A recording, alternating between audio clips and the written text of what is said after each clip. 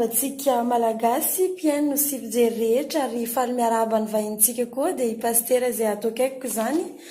Tsara ho mariana moa izany fa izy ny pastera malagasy voalohany nandalo tety Egypta any fanerasera ary nitondra ny teny somafaly amin'ny piraitany-drazana. Faly miaraba anao pastera, tonga dia omenanao ny fitenenana mba azonao olazaina aminay ve ny mombamomba ny fahatongavanao eto Egypta, ny antondianao eto Egypta. Mombamombanao koa. Ya, dia faly miaraba ny anabavy Gailazy mameraka fanontaniana, miarabantsika rehetra ihany koa sy mpanaraka ity fandarana ity ary dia misaotra be an'Andriamanitsika nahafahantsika mifampitafa toy izao. Fanontaniana voalohany napetraka moa izany dia hoe iza moa ianao, ny antondianao, dia mazava azo valitsika misisy izay fanontaniana izay. Voalohany indrindra moa izany ny tenako dia mpanompon'Andriamanitra anankiray Mario Razafimanjaka ny anarako ary pasteur mitandrina fiangonana ao Paris, Île-de-France na ao Bobigny. Misy anay zany 93 000 izay efa mahafantatra ny tanànan'ny Paris ary tantana radio evangelika na hoe radio ara-pilazantsara, web radio ho an'ny olona manana connexion amin'ny internet zany mahafantatra tsara. Zay efa mihodina teo amin'ny 15 taona teo zany no nihodinan'ny radio evangelika io mihodina 7 jours sur 7 24 heures sur 24. Zay zany ilay asa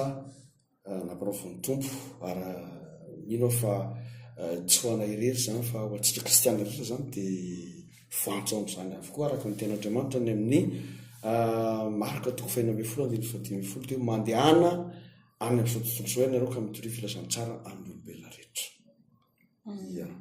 Ya, isaorana anao zany pastera mikasika an'iny fa tiana ho fantatra kokoa zany hoe mombamomba n'io radio io, mombamomba ny anarany, mombamomba ny mission, indrindra moa zany fiangonana izay entinareo any France zany hoe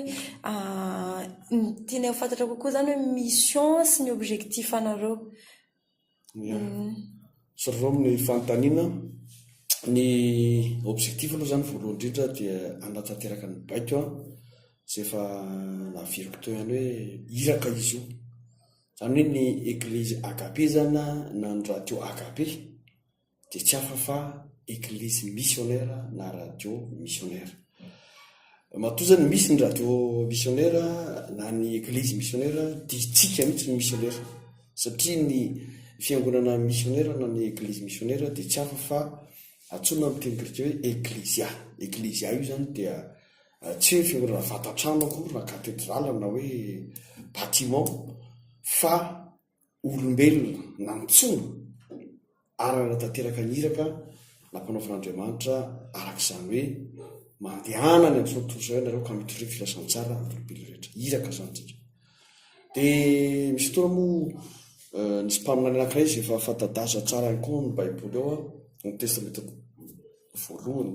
izay lazain'ny olona moa hoe testamenta talohany koa fa tena hoe tsisy hoe taloha sy vaovao zany fa voalohany faharoa ary fahatelo ary dia tsika miaina zany hoe testamenta zany hoe fanekena zany ka ny mpaminany Isaia no lazany zany hoe dia nandreny feo amin'ny tompo ao izy laza tamiko manao hoe iza no irahako io, iza no andeha irakay dia namaly Isaia nanao nitiao irawa izay atoko fahenina dia ny fahavalo no misy an'izay ary zany mino fa itsika rehetra mpiaino radio na mpanaraka ity fahitalavitra ity ihany koa dia mahita sy mandre ary tahaka nataony Isaia mpaminany hoe dia nandreny feo amin'ny tompo ao izy nanao hoe iza no irahako zany hoe misy olona zany hoe tian'Andriamanitra ho irahany eto amin'izao tontolo izao ary namafisin'i Jesosy zany amin'ny filazantsarany marika araka ilay voalaza tao hoe mandehana any amin'izao tontolo izao ianareo zany hoe tsika rehetra mihitsy zany no irahan'Andriamanitra ka ny objectif ny radio agape zany na ny fiangonana agape dia nitory ny filazantsara, ny filazantsara an'Andriamanitra izay tsy hafa fa Andriamanitra fitiavana ary fitiavana io no antsoina hoe agape satria ny fitiavana dia misy karazana maro, misy ny storge fitiavana ranofo, misy ny eros azafady misy ny storge, misy ny filia ary misy ny atao hoe agape izay tsindritika mafy dia mafy mihitsy zany hoe fitiavana avy amin'Andriamanitra izy ary voalaza anatin'ny baiboly zany hoe Andriamanitra dia fitiavana. Epistily fatany Jaune io zay jaona ihany ko mbola nanamafy azy any amin'ny filazantsara re soratana hoe fato izao no tiavan'Andriamanitra soto zao dia nomeny ny zanalay tokana mba tsy ho very zay rehetra mino azy. Zay zany a le objectif ary mazava ho azy ny antondianay raha toka mitety atraty Egypte izay fa nitety firenena maro ny fahasoavan'Andriamanitra dia nahazo hery araka mitenen'ny tompo hoe fa azo hery ianareo ny latsara fanamasina aminareo ka dia ho vavombeloko any Jerosalema irany Jodea Samaria ary hatramin'ny vavombelo zany tena nareo ngambany sy zahay miara vavombelontsika eto fa mifankety aty Egypte amin'izao fotoana izao zay zany lay objectif sy mission ampanao andrajo akabe. Asa raha mahafapoany anabady. Ya isaorana anao betsaka moa zany pasteur fanazavana mifohifohy moa zany momba ny mission sy ny objectif ny radio Agape. Araka ny voalaza teo moa hoe nisafidy nakaty Egypte ianareo. Inona zany tena hoe nanosika ny pasteur hoe safidy hoe aty Egypte ny andehananay amin'ity volana ty dia no fahatongavanareo taty Egypte zay ve ny fandraika amin'le hoe zavatra natenenareo ny ala tany amin'ny firenenareo tany ve le zavatra hitanareo taty amin'ny tany Egypte taty. Ya tsara be le fanontaniana napetraky Kaila. Io moa zany dia araky ny voalazako hoe iraka izahay no tonga ty ary itsika samy tompon-tanorazana afa Madagasikara samy tany Madagasikara zany tierehetra na ny mpiaino na tsika eto amin'ity fandarana ty ary samy niainga avy any amin'ny toerana nisy atsika avy ihany koa nefa nasanonajany ary zay ohatra zao eo France Paris Ile de France misy anay eo Bobigny araky nambarako teo dia rehefa tsy tonga ty Egypte fa maninona ary tonga ty Egypte izy satria anisan'ny firenena ao anatin'ny sotosotrao zany Egypte ary talohan'ny nandehananay teto Egypte dia efa nisy firenena hafa raha tsy elazafa-tsy tamin'ity taona ity fotsiny zay dia efa nandeha zay tany Poitiers tao France toerana anankiray ary nandeha tany Liban tamin'ny mois de juin teo ary tamin'ny mois d'avril zay tamin'ity taona ity dia efa avy any Hong Kong zany efa hatramin'ny herintaona zany efa tany ary efa fandroany firenena tany Hong Kong zany ary mbola andeha hitety firenena maro sy faritra maro eto ambony tany satria raha mbola tsy tonga ny tompo eny amin'ny ranolanitra dia mbola mipetraka le baiko hoe mandehana any amin'izao tontolo izao ianareo ka mitorina filazantsara ny olombelona rehetra. Ny filazantsara izay toriana zany dia mazava ho azy ny filazantsara lay Andriamanitra fitiavana zay nanome ny zanalay tokana ho an'izao tontolo izao ka zay rehetra mino azy dia andova ny fiainana mandrakizay ka nitanjona zany dia nandraisantsika ny Jesosy Kristy ho tompo sy nandraisantsika le fitiavana le fanomezana avy amin'Andriamanitra satria ny fitiavana dia manome. Ndray mandeha Jesosy dia laza mihitsy amin'ny filazantsara taonany manao hoe tsisy manana fitiavana lehibe noho izao izy dia manolotra ny ainy ho any sakazay ka ny fanolorana fitiavana zany dia filazantsara takan'izy izy makaty Egypte to filazantsara maimaim-poana tsy mampandoha volan'izany fa efa nandray maimaim-poana dia mizara maimaim-poana ary zay baikon'Andriamanitra ihany koa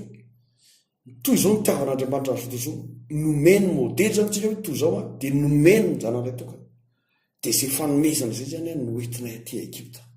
ary tsy eto Egypte ihany araka ny volazako samy amin'ny firenena maro zay tetezinay ary zay mbola ho tetezina ihany koa ary zay anasana tsika rehetra gasy maneran-tany andao be dia be ny gasy ary raha tsy lazafa-tsy reto Egypte fotsiny na ny any France dia be dia be ny gasy mbola tsy mahalala amin'ny filazantsara ka anjarantsika zany no mandeha mantanteraka an'izay mission zay fa matoa zay zany eto Egypte amin'izao fotoana izao dia eto aloha zany no nan'Andriamanitra anay satria zay koa zany dia tsy mandeha mba fitarihan'olona na congrégation na constitution na association fa Andriamanitra mivatana tsy miteny hoe mandehana dia lasa zay zao tonga dia Egypte zao dia miara afaka indritsika rehetrarehetra ho an'Andriamanitra rery ny voninahitra sy naniraka eny tompoko. Dia ny zavatra hoe tianay ho fantatra tia ny mpiaina manjery ho fantatra ve hoe le fahatongavanareo teto zay ny fandraika tamin'ny zavatra natenain'ny pasteur hoe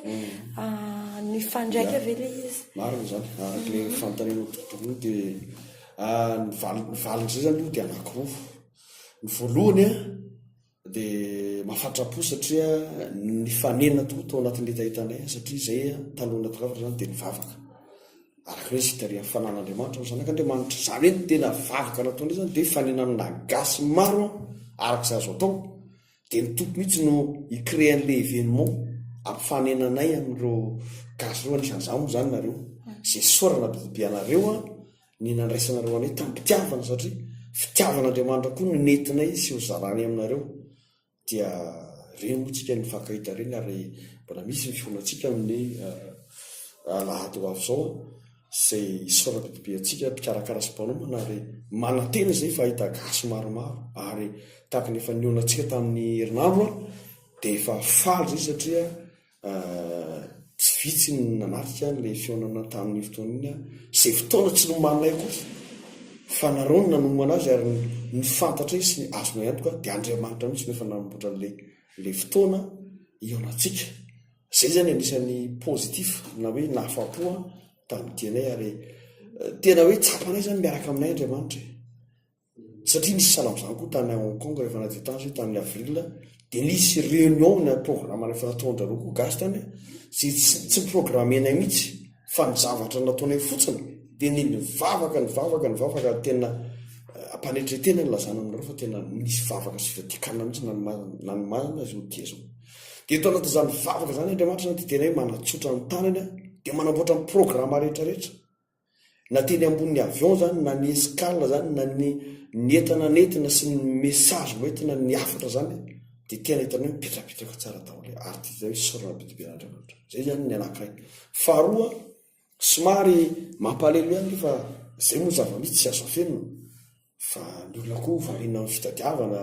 ao ny natongavany olona aty Ampidranomasina na ny any France na ny any Hong Kong na ny any Liban na ny eto Egypta hitady vola ny sasany mety sasany mety hoe hianatra ny sasany mety hoe hitady diplôma ny sasany hitsabo-tena ny sasany hoe manao sy fomba mba ilana ravinahitra ny fomba metimety kokoa dia variana zany amin'izay fitadiavana zay ary ny akabeazany olona rehefa tonga ny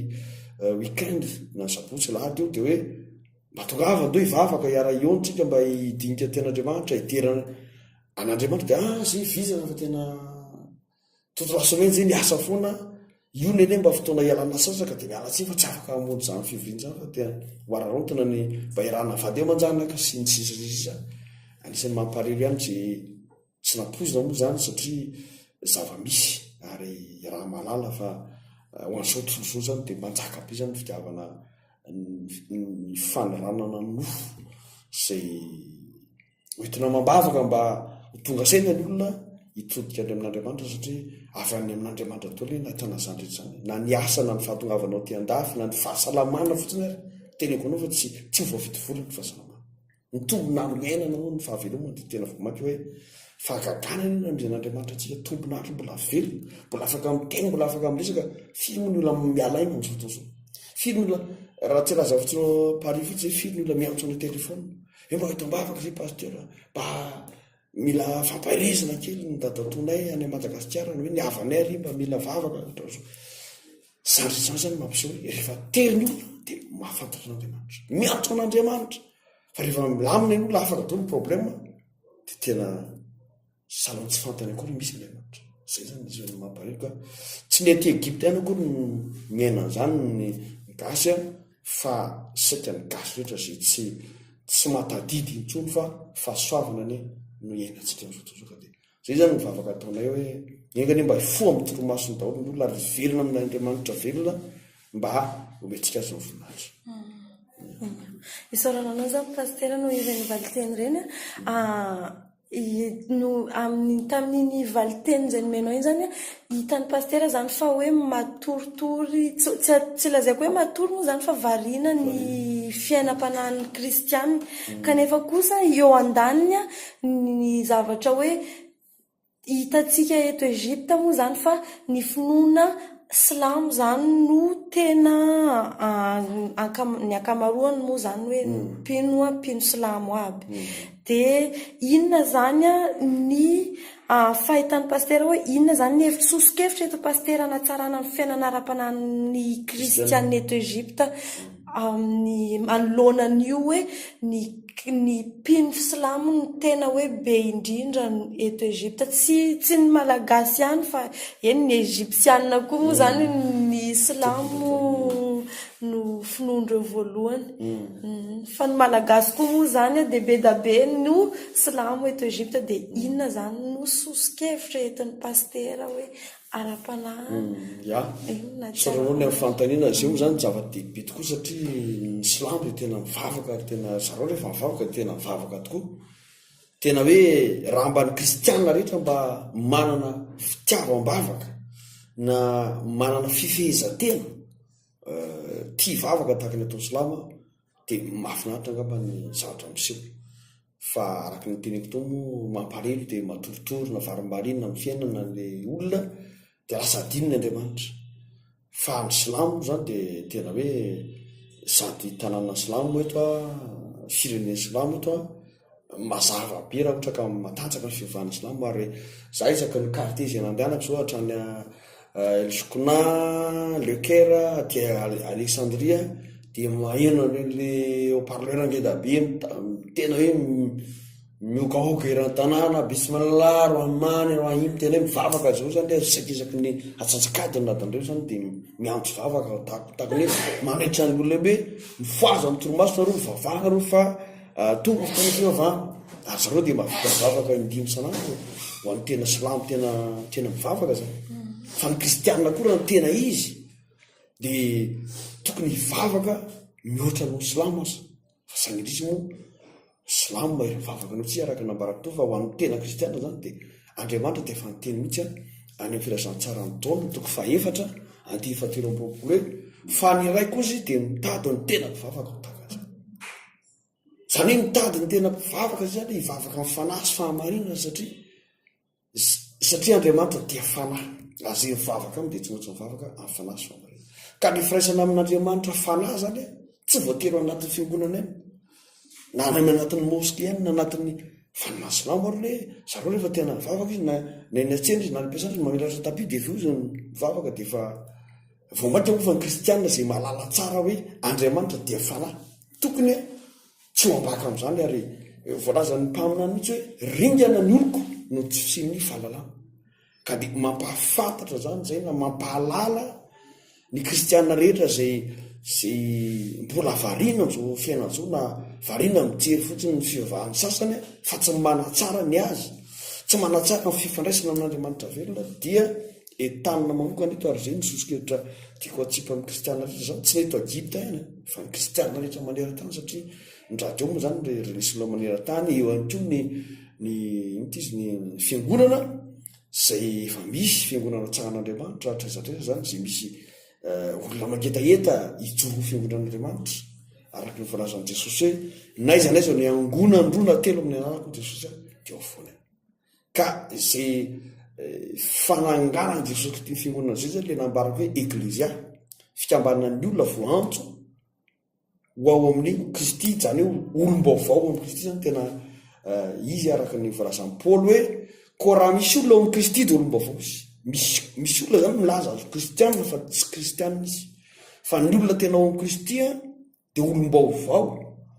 Misy zavatra miova mihitsy hoe ino rehefa lasa ny zavatra taloha izy ndreo efa lasa vaovao. Korintana 2:7-7. Ary manamafy an'izany ny Jaona 4:7 hoe fa ny ray koa dia mitady ny tena mpivavaka ho tahaka zany,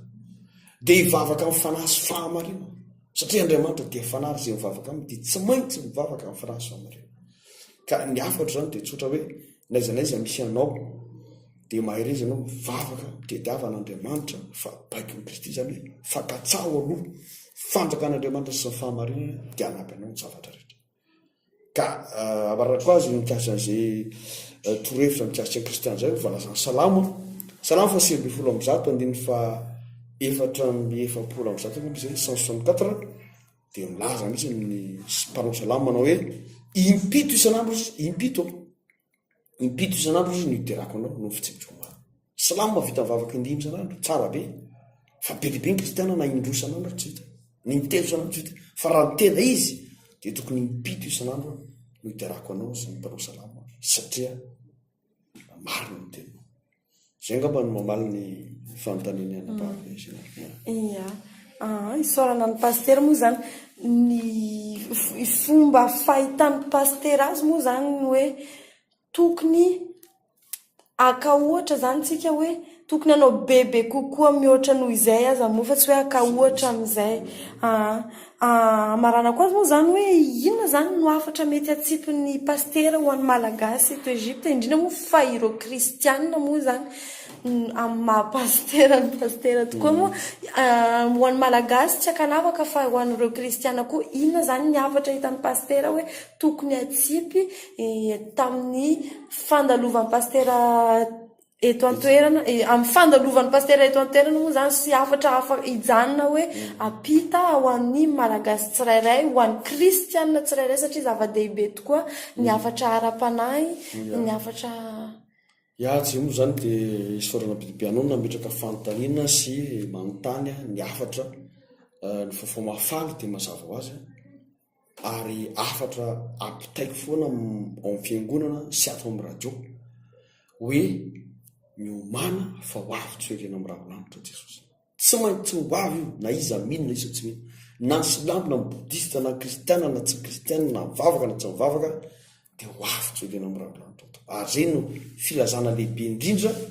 ambara isan'andro isan'andro ary isam-piangonana isaky ny toera izay andehanana io dia rehefa tonga ny filazana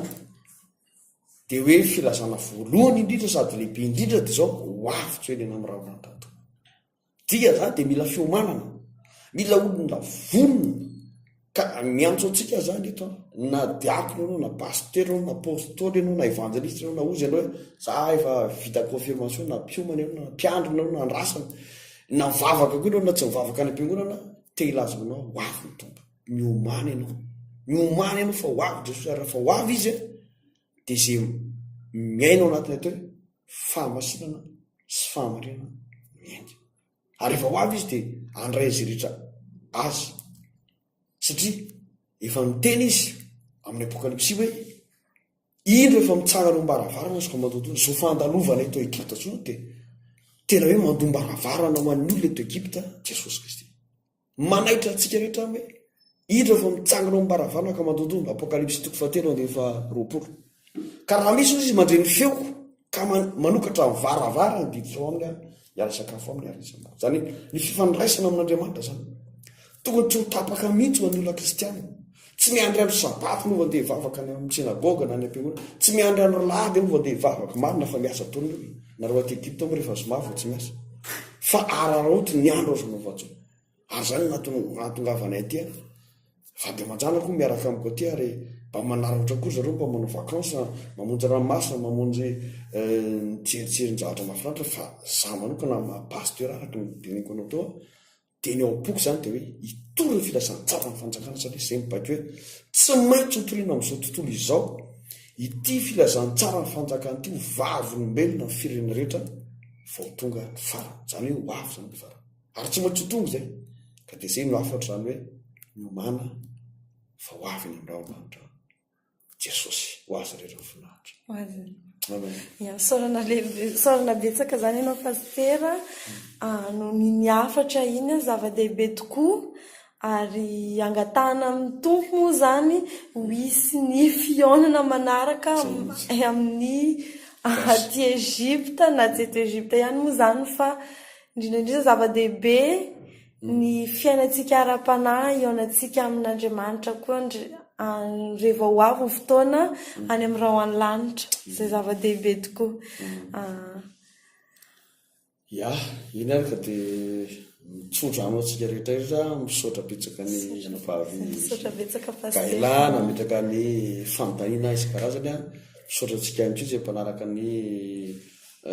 televisiona fahitalavitra sy ny fandresina peo